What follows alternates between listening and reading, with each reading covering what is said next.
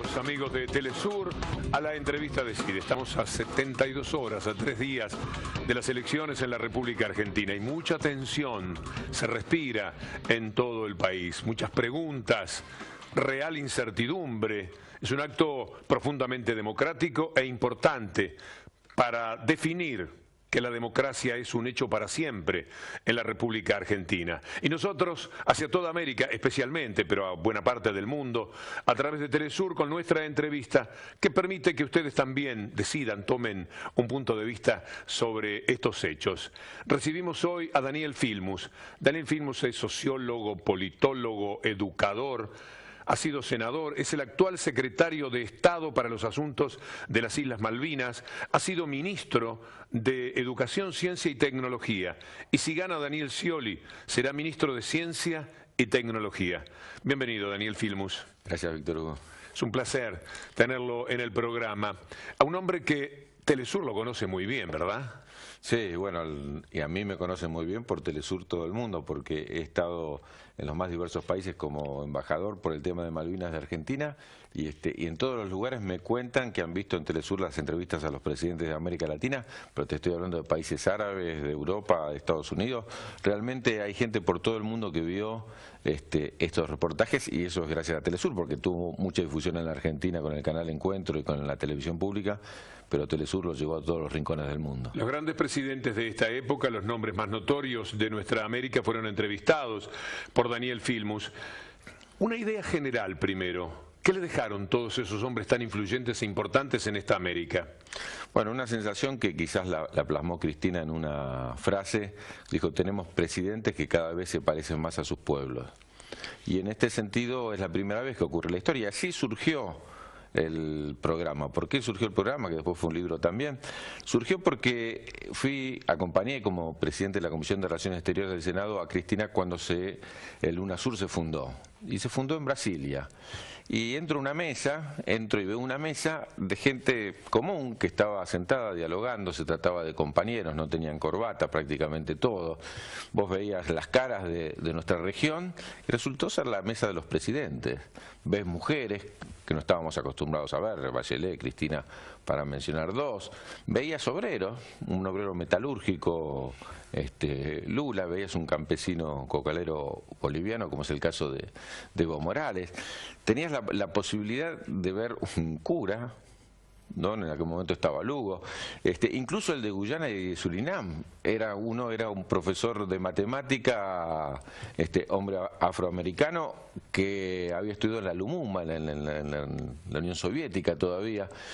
Realmente era una constelación de hombres que se trataban, y mujeres que se trataban de compañeros, y le dijo: este momento hay que retratarlo. Y la intención, esto venía de ser ministro de Educación y de haber creado el canal Encuentro, era retratar a través de la vida de los presidentes la historia de América Latina. Y esa fue la esencia del programa. Cada nota que invertía, un viaje a Caracas, por ejemplo, para entrevistarlo a Chávez. Sí, bueno, primero es muy difícil conseguir las entrevistas, el programa se hizo en 2 años, así que cada entrevista llevaba mucho tiempo porque después hay que ajustar en el momento que el presidente pueda y no haya una coyuntura difícil que nos lo impida. La de Chávez, realmente tuvimos que hacer 2 programas con Chávez. Hicimos 2 programas con Lula y 2 programas con Chávez, porque el material de Chávez tenía una riqueza increíble. Cuento la anécdota.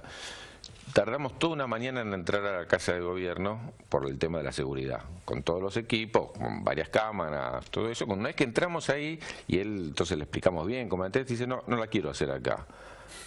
Vamos a hacerla al campo desde el cual yo me levanté contra, y fue el intento de golpe de Estado que él había hecho en el inicio de los 90. Allá arriba. Sí.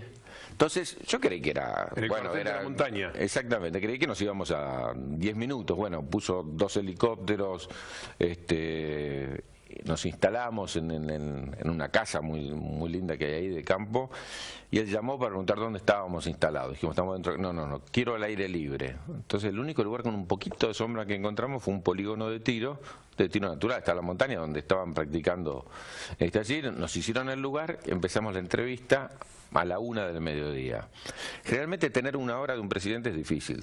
Con algunos tuvimos 2 horas, con algunos tuvimos 3 horas, con Mujica tuvimos prácticamente todo un día, pero resulta que ya eran las 7, 8 de la noche, imagínate, al sol. Yo ya estaba agotado, ya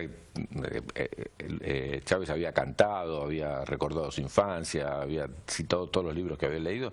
Realmente era una cosa apasionante, pero yo en algún momento decía, este hombre tiene, aunque sea para ir al baño, tenemos que parar en algún momento, y en un momento dice, Filmus oscurece. Yo dije, bueno, esta es la mía. Me dice, traigamos un equipo generador porque esto está muy interesante.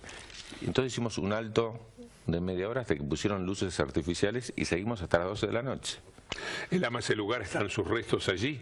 Cada mañana abría la ventana de su despacho y lo que veía era justamente ese sitio que era efectivamente tan, pero tan importante para él. ¿El más simpático de todos?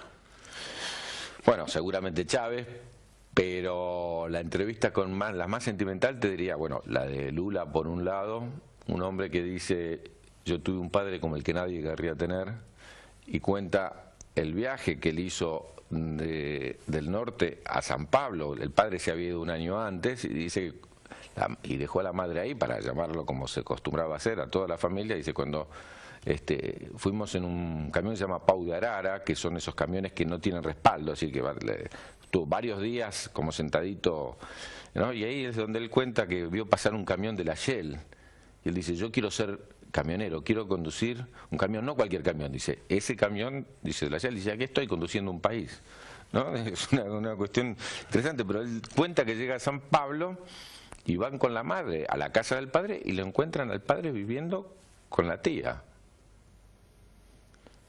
¿no? Entonces mi padre tuvo coraje y la echó a la tía, entonces puso a vivir con la familia, pero dice, mi madre era muy digna y al poquito tiempo nos fuimos, y nos fuimos a vivir a una pieza atrás de un bar. Y me dice, Daniel, era un bar de borrachos.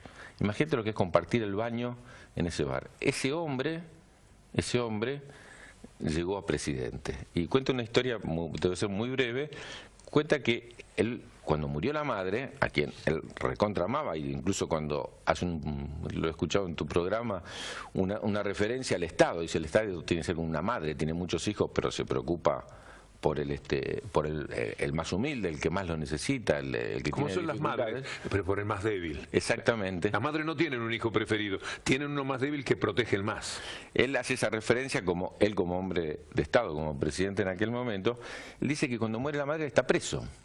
Entonces, como él está preso, pide permiso y, custodiado por la policía y por todo lo demás, va al entierro de la madre. Pero los metalúrgicos se enteran que él va al entierro de la madre y lo acompañan miles. Y se ve, todo esto fue apoyado por imágenes de documental. Entonces él se encuentra rodeado de miles de metalúrgicos que lo abrazan.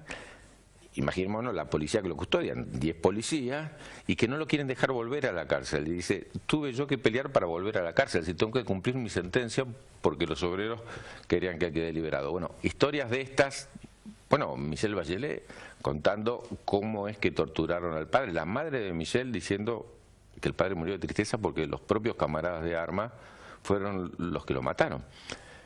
Digo, características comunes de los presidentes de América Latina, muchos de ellos, los padres fallecieron cuando eran chicos y muchos de ellos, los padres fueron torturados. El de Lugo, por ejemplo, militante colorado, pero opositor a Stroessner, torturado y asesinado. El padre de Uribe murió cuando Uribe tenía 12 años. El padre de Correa murió cuando Correa era muy chico. Estamos hablando de Michelle. Quiero decir, tienen algunas características los presidentes de América Latina que los hacen comunes. Bueno, hoy lo podríamos decir de Dilma también, respecto de la tortura que sufrió y la cárcel que sufrió. Pero estuvo en la cárcel también Lugo, estuvo en la cárcel Cristina, estuvo exiliada Michelle, estuvo en la cárcel Evo. Realmente Ortega, bueno, Ortega contando sus más de 10 años de prisión, ¿no? Y el Pepe Mujica. Pepe. Tabaré no estuvo preso, pero estuvo su hermano preso. Entonces él cuenta siempre la anécdota de que él lo iba a visitar toda la semana y cuando no lo querían dejar entrar porque tenía pelo largo, entonces que la señora de atrás le saca una tijera y le presta la tijera para que él pueda entrar a la prisión a visitar al hermano. Realmente es un momento único de América Latina, hemos hecho con esos presidentes avances únicos y realmente es un momento que valía la pena retratar. Aquellos sueños de los 70 que alguna vez parecieron en vano, en realidad no fueron en vano, porque parieron circunstancias que luego reaparecen de esta manera que estás diciendo. Sin lugar a dudas, y algunos como Correa, jóvenes, digamos, en relación a los 70, porque está claro que Mujica, que Michelle, que Cristina, que Lula tienen que ver con los sueños de los 70 y ellos los encarnaron, y otros que los heredaron como sueños. Digo, no es casualidad de que se encuentren y se sientan personalmente tan cerca uno del otro, porque esta integración latinoamericana que tuvimos a partir de la creación del UNASUR, claro que tiene que ver con una política de Estado, pero también tiene que tener con esa cuestión que me decía Evo. Me dice, mirá, cuando nacionalicé Petrobras, Lula se enojó y recibe una llamada. ¿Quién era la llamada? Dice Néstor Kirchner. Me dijo, yo lo junto a los dos y se van a poner de acuerdo. Hicimos la reunión y Lula dijo, tenés razón, mis intereses son mis intereses, pero el pueblo boliviano hay que respetarlo. Digo, de esas, y también podemos decir las otras, las de Uribe, por ejemplo, ¿no? Para el otro lado, pero son todas personalidades. Sí, yo un recuerdo de llanto personal que tengo es cuando Bolivia lanzó un satélite y ahí estaba Evo con todo el gabinete. Me resultó extraordinario porque Bolivia era el que tenía quizás mayor atraso en cuanto a recuperar aspectos sociales en América Latina, y lo ha hecho posible este hombre increíble que es Evo. Increíble. Hice 2 entrevistas con Evo porque la volvimos a ver para la segunda parte del programa Presidente, justamente poco tiempo después de que había vuelto de China de tirar el satélite ese, bueno, y la emoción que tenía. Pero te hablo del primer Evo. El primer Evo, te cuento una anécdota, resulta que dice, bueno, yo terminó el primer día, asumí, dice, y fui a la casa, lo que sería para nosotros Olivos, digamos, fui a la residencia. Cuando llego a la residencia, hablo con los cocineros, una residencia muy grande y demás, y al poco tiempo, dice, a las 12 de la noche, todo el mundo se fue y quedé solo. Dice, yo no podía dormir acá solo. Entonces me fui a mi departamentito, dice, le pedí al chofer que me lleve al departamento de 2 ambientes porque no estaba acostumbrado a vivir ahí. Y él cuenta ahí que el primer catre, siempre dormía en el piso, lo conoció en Argentina cuando su padre iba a la zafra en Tucumán a trabajar como jornalero. Y entonces al otro día dice, estábamos en la reunión de gabinete y me di cuenta que García Linera, que era el vicepresidente, y el ministro del Interior también vivían solos. Entonces los invité a todos a vivir a la casa de la residencia. Dice, pero por las habladurías tuvimos que a la semana cada uno quedarse en su casa, ¿no? ¿Y el Pepe Mujica? Bueno, bueno, vos lo conocés mucho mejor que yo, así que no tengo nada para agregarte, pero llegar a la casa del Pepe, porque él pidió que se hiciera en la casa, uno esperaba llegar, no sé, me decían, mira, hay como 3 cosas de seguridad. De repente llegué a un lugar donde bajé a preguntar dónde era la casa de Pepe y era esa. Bueno, no entraban las cámaras, vos la conocés en la casa, no entraban las cámaras en el living. No, entré a la casa. No entran las cámaras en el living.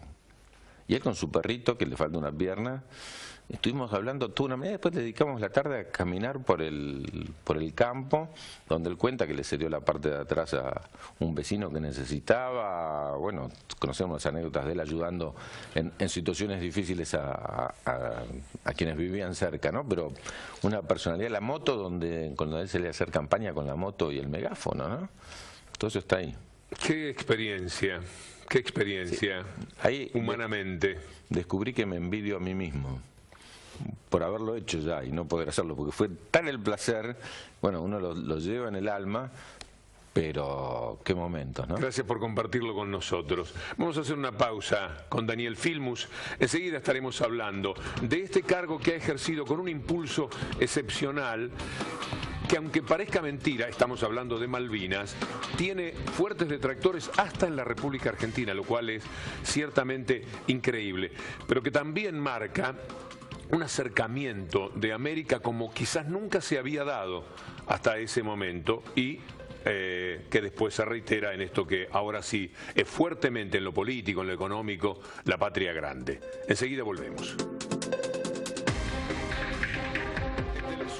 Entrevista decide a 72 horas de elecciones que pueden determinar que nuestro invitado de hoy sea ministro de Ciencia y Tecnología. Esto en caso de que este domingo gane Daniel Scioli, pero que en la actualidad es el secretario de Estado para Malvinas.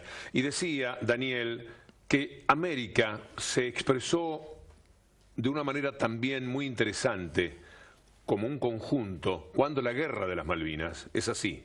Totalmente. La verdad que tuvimos el apoyo de toda América Latina, apoyo histórico. La primera carta de apoyo que tuvo Argentina respecto a Malvinas es de 1833 de Bolivia, diciendo este es un tema altamente continental. Brasil y Perú fueron los países que también en 1833, no era un país en ese momento Brasil, pero los primeros que se solidarizaron con Argentina. Es interesante porque a usted va a tocar la carta de Bolivia, dice a pesar, porque el puerto de Buenos Aires no apoyó el Congreso de Panamá, dice a pesar que ustedes no nos apoyaron en la idea bolivariana de la unidad de América Latina, nosotros igual los vamos a respaldar porque cualquier afrenta a un país de América Latina es una afrenta a todos. Y realmente esta idea de Artigas, esta idea de Bolívar, de la unidad latinoamericana que el puerto de Buenos Aires desconoció, dice Bolivia en esa misma carta, si estuviéramos todos juntos, Inglaterra nos hubiera animado. Hay países que emocionan de pensar en cómo procedieron durante la guerra de Malvinas, Perú por ejemplo. Perú, no solo porque intercedió hasta último momento Belaúnde Terry, su presidente, para mediar, y tuvo una propuesta que por cuestión de la Thatcher principalmente, como vos sabés, no se pudo aplicar. Es decir, la propuesta de Perú, que fue en principio aceptada por Argentina, fue aceptada por Haig, el secretario de Estado norteamericano, que lo lleva a Londres, y la Thatcher dice que está durmiendo, y como se ve en la película, antes de irse a dormir, ordena hundir al Belgrano, que es lo que genera la imposibilidad de la irreversibilidad del asunto, porque más de 300 muertos en el Belgrano marcaron una situación donde era muy difícil volver atrás. Hasta ese momento la propuesta de Belaúnde Terry, que era de las 4 banderas, era una propuesta que claramente hubiera evitado que una madre llorara la pérdida de su hijo. La posición de la Thatcher con el Belgrano claramente marcó lo contrario. Pero lo interesante de Perú es que también nos mandó, como ahora se sabe, en aquel momento no se supo, 10 Mirage, que los pintó como si fueran aviones de combate argentinos, con pilotos peruanos que los trajeron hasta Tandil, que lloraron, están las filmaciones de ellos llorando porque querían combatir con esos aviones que le pusieron las matrículas de los aviones caídos en combate en Malvinas. Recuerdo algo de evitar el paso por Chile, por el tema Pinochet, que era cómplice. Todo lo contrario, Pinochet en aquel momento, y se lo retribuyó la Thatcher cuando fue detenido por Baltasar Garzón, por delito de lesa humanidad, cuando fue detenido en Reino Unido, la Thatcher se va a decir, alguien que nos ayudó tanto como Pinochet en la guerra de Malvinas no se merece estar preso. Al contrario, quiero decir, por dejar bien claro, de la posición que ha tenido históricamente Chile y que sigue teniendo hoy. Chile es uno de los principales sostenedores de la posición argentina en Malvinas. Daniel, ¿y cómo se hace en la Argentina de hoy, donde hay un establishment económico de la derecha que ve como perdido el caso? Dice a los Kelpers hay que dejarlos quietos, no hay que insistir con estos temas. ¿Cómo se hace para, desde este cargo, seguir peleando por la recuperación de las Malvinas?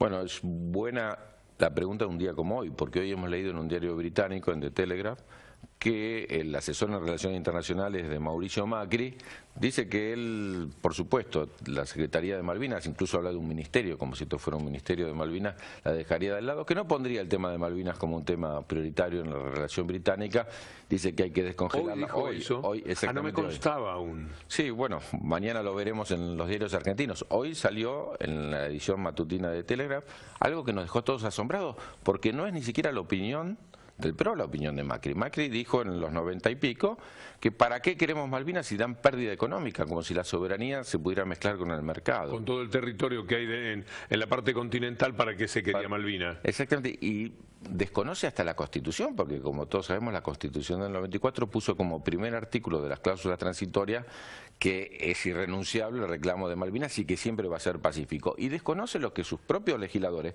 Pinedo, hay que decirlo, que es un hombre, por ejemplo, que ha defendido mucho el tema de Malvinas, han votado en el Congreso en lo que se llamó la Declaración de Ushuaia, que es una declaración donde todos los partidos se comprometen en 10 puntos. Es un problema de Estado. Salvo Macri, todos pensamos que realmente las Malvinas tienen que recuperar la posibilidad del ejercicio de soberanía por parte de Argentina y que tampoco podemos nosotros tener una relación mirando para otro lado con Reino Unido si se quieren llevar nuestro petróleo y nuestra pesca. Las relaciones con Reino Unido son normales, tenemos relaciones económicas, académicas, culturales, de todo tipo, pero nunca podemos dejar plantear este tema. Si querés te cuento una anécdota de Néstor al respecto. ¿Cómo no? ¿Te acordás cómo era Néstor? Un hombre que de poco protocolo. Cuando va a visitar por primera vez para la reunión de los líderes progresistas del mundo Inglaterra, primera vez que Néstor pisaba Inglaterra, toda la gente ceremonial, nos tocó estar ahí, le iba diciendo todo el tiempo, y los diplomáticos, no se tocó el tema de Malvinas. Cuando salude a Blair, no le menciona el tema de Malvinas. Acá somos todos líderes progresistas, no le toca el tema de Malvinas. Y él dijo, sí, ya lo sé, no me necesita. Le da la mano a Blair, fue tapa de Página 12 al otro día, le da la mano a Blair y dice, no puedo yo estrecharlo a usted sin mencionarle que hay que discutir el tema de la soberanía de Malvinas. Todo el mundo se quedó pasmado, pero bueno. ¿Y Blair qué hizo? ¿Cómo lo miró? No, sonrió. Ahí se quedó. Pero fue tapa de los diarios el otro día porque recuperaba Argentina la posibilidad de la relación con Reino Unido después de los acuerdos del 89, donde Menem había dejado de lado este tema. Recuperó Néstor esta problemática desde todos los argentinos. Pero a mí me asombra, es un acto yo diría escandaloso, porque cuando uno ve lo que ha hecho la embajadora Alicia Castro en Londres, lo que están haciendo a través de la Secretaría de Estado, las actividades que han desarrollado en todo el mundo para crear un triunfo político finalmente de la Argentina, porque yo creo que nadie duda ya de que las Malvinas son argentinas. En ese marco, decir que van a eliminar este ministerio, que el tema no radica en lo más importante, no reside en lo más importante de los intereses argentinos, me parece lamentable. Bueno, vos viste lo que hizo el Papa al alzar el cartel diciendo es tiempo de diálogo entre Argentina y Reino Unido. Es decir, no hay nadie en el mundo que no pida el diálogo, no hay nadie que saque este tema para el costado porque es un tema central en la relación. Y hay que plantearlo realmente con fuerza. Lo hace en el mejor momento de la situación argentina porque acaba de ganar como líder de la oposición británica, Jeremy Corbyn, que era miembro de la comisión, que es miembro de la comisión de apoyo a la causa argentina de Malvinas. Y que alguna vez habló de la doble bandera. Por supuesto. Sí, y la opinión pública vota a un hombre de diálogo en Malvinas, pero diálogo en todo el mundo. No quiere ni el bombardeo en ningún otro lugar de los que está Reino Unido haciendo uso de la fuerza en otros países. Entonces, en el momento en que las encuestas muestran, los mismos diarios muestran que el 40, el 50, el 60% y casi el 80% de los jóvenes está de acuerdo con el diálogo, es decir, cuando es propicia la situación para por una vez por todas iniciar el diálogo, sale a decir que si ellos ganan, tirarían para atrás este tema y no lo pondrían en el centro de la agenda. Es que hay mucha gente de ese establishment que dice, ¿para qué Malvinas? Déjenlos a los Kelper. Que ellos tienen derecho a la autodeterminación. Qué sencillo es esto. Vas, ocupás un lugar, después te preguntan si querés quedarte en el lugar y sí, este lugar es mío ahora. Entonces esa es la autodeterminación de los Kelper. Es bastante absurdo. Claro, las Naciones Unidas efectúan la autodeterminación para cuando hay un pueblo colonizado, cuando hay un pueblo dominado, un pueblo subyugado. Este pueblo es parte de la dominación y de la colonización. Los que estaban ahí eran argentinos y los que entraron fueron ingleses. Esto hay que tenerlo muy en claro. Y lo más fácil de ver es qué hace Reino Unido en Naciones Unidas. En el 93% de los casos, salvo Gibraltar y Malvinas, Reino Unido, que es potencia colonial, vota contra la autodeterminación. Solo en 2 casos vota a favor de la autodeterminación. Cuando son británicos los que deciden la autodeterminación, porque los que están en Malvinas, ¿con qué documento votan? Con el documento británico. Un toque de política a 3 días de las elecciones. Si gana Scioli, asumiría Daniel Filmus el Ministerio de Ciencia y Tecnología, que ha funcionado muy bien y que tiene profunda relación con uno de los hechos que mayor orgullo provoca en la Argentina, que es el retorno de los científicos. ¿Se puede ir todavía para adelante? ¿Se puede seguir construyendo en ese sentido? Por supuesto, estuvimos hoy a la mañana con el jefe de gabinete de Daniel Scioli en la Fundación Leluar. Bueno, es impresionante lo que hacen ahí y es impresionante reunirse con cientos de científicos como hicimos hoy y ver que esto que hablamos de Malvinas y soberanía, hoy la soberanía está claro que no se pelea con los sables, tampoco se pelean con los cañones ni con los misiles. La soberanía se pelea con la ciencia y la tecnología. Lo que hizo ARSAT de poner ese satélite, eso es soberanía. Cuando nosotros hacemos la papa transgénica, cuando hacemos la soja resistente, cuando se avanza, como ha hecho Argentina, en cuestiones biomédicas enormes, cuando avanzamos en desarrollos tecnológicos que nunca nos hubiéramos imaginado y no tenemos que pagar royalties, no tenemos que pagar patente afuera, estamos defendiendo la soberanía. Cuando se plantea de que Argentina, Brasil, Chile, Uruguay y Paraguay tengan una agencia común de innovación tecnológica y que no tengamos que comprar las cosas en los países centrales, en momentos en que las commodities bajan de precio, justamente porque los mismos que fijan los precios de los productos industriales fijan también los precios de las commodities. Entonces, o cambiamos el modelo de desarrollo o cambiamos el modelo de país y somos un país fuertemente industrial basado fundamentalmente en la capacidad de agregar valor por el trabajo de la gente en la ciencia, en la tecnología, en la innovación, vamos a ser siempre dependientes. La soberanía la pelean nuestros científicos en los laboratorios, nuestros tecnólogos en los talleres, planteando un modelo propio con una mirada hacia el futuro basado, insisto, en la ciencia y la tecnología. Si no gana Scioli, Daniel Filmus no será ministro, pero será integrante del Parlasur. Exactamente. ¿Con qué expectativa? Bueno, con la expectativa que necesitamos avanzar en la integración. Yo he escuchado muchas críticas al Parlasur. Es como la democracia. Si tenemos problemas con la democracia, se resuelven con más democracia. Y si tenemos problemas de integración, la forma de resolverlo es con más integración. Porque claro que tenemos problemas de integración y claro que el Parlasur está en los primeros pasos que tuvo en su momento el Parlamento Europeo. Estamos recién en el inicio y hay que mejorar. Ahora, la pregunta es, por ejemplo, temas centrales, el narcotráfico. Necesitamos tener una legislación común, los países del Mercosur. El tema de la delincuencia, la trata, necesitamos tener una legislación común. Los derechos sociales de los trabajadores. No necesitamos tener una legislación común, un umbral, una plataforma mínima de defensa de los trabajadores para que el capital no vaya donde se lo superexplota más. Te digo, y en el tema educativo, en el tema mío, en el tema científico, esto que queremos crear, Innovasur, una agencia de todos los países para patentar y para ser fuertes nosotros con nuestro avance científico-tecnológico, ¿no hace falta? Si hace falta el Parlasur. Está claro que estamos años atrasados respecto de la Comunidad Europea y su Parlamento. No es nuestro modelo tampoco, queremos una integración más cultural, una integración que no discrimine a los otros, porque miremos, ¿no?, que este año 540.000 personas cruzaron el Mediterráneo en busca de refugio y están siendo rechazados por Europa, que es la que genera la desigualdad y la guerra como para que se quieran ir, ¿no? Necesitamos ese camino sin lugar a dudas.